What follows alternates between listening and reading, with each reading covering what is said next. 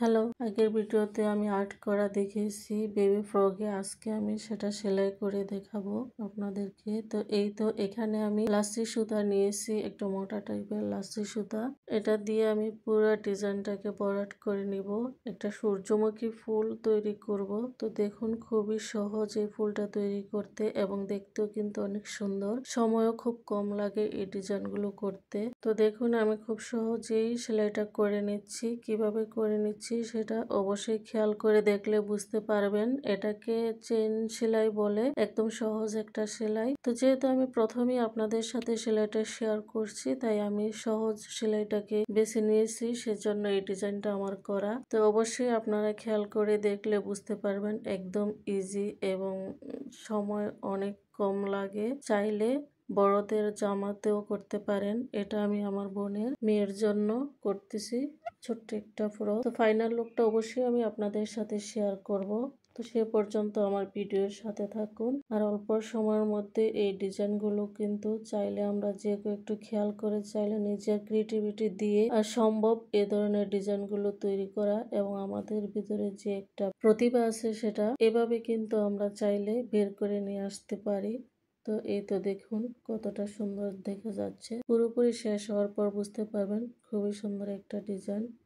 অবশ্যই সূর্যমুখী ফুল ডিজাইন। এটা জাস্ট ভালো লাগা থেকে এই ভিডিওটি করা। আমি যদিও খুব বেশি পারদর্শী না, খুব একটা পারি না, আমিও নতুন শিখছি আর চেষ্টা করতেছি যে পারি কিনা। তো এই তো দেখুন, এখানে কপি কালার একটা সুতা নিয়েছি। ফুলের যে মাঝখানের ফাঁকা অংশটা সেটা আমি ফ্রেঞ্চ নট সেলাই দিয়ে ভরাট করে নিব। তো এই তো নিচ থেকে সুইটা উঠিয়ে নিচ্ছি প্রথমে। তো আমি কিভাবে ফ্রেঞ্চ নট সেলাইটা দেই সেটা একটু খেয়াল করে দেখলেই যে কেউ পারবেন, চাইলে একদম ইজি একটা সেলাই। তো এই তো সুইটা একটু পেঁচ দিয়ে একটা গিট তৈরি করে নিচের দিকে সুইটা দিয়ে সুতাটা বাম হাতের সাহায্যে একটু টান করে রাখতে হবে, যাতে সেলাইটা ফিনিশিংটা সুন্দর আসে এবং অনেক সুন্দর লাগে। এই সেলাইটাও কিন্তু একদম সহজ। আর মাঝখানের যে অংশটা সূর্যমুখী ফুলের, সেটাই দিচ্ছি। এটা দেখতেও সুন্দর লাগবে। পুরোপুরি সেলাইটা শেষ হওয়ার পর বুঝতে পারবেন। অবশ্যই ফুল ভিডিওটা দেখবেন, তাহলে বুঝতে পারবেন কিভাবে সেলাইটা দিচ্ছি।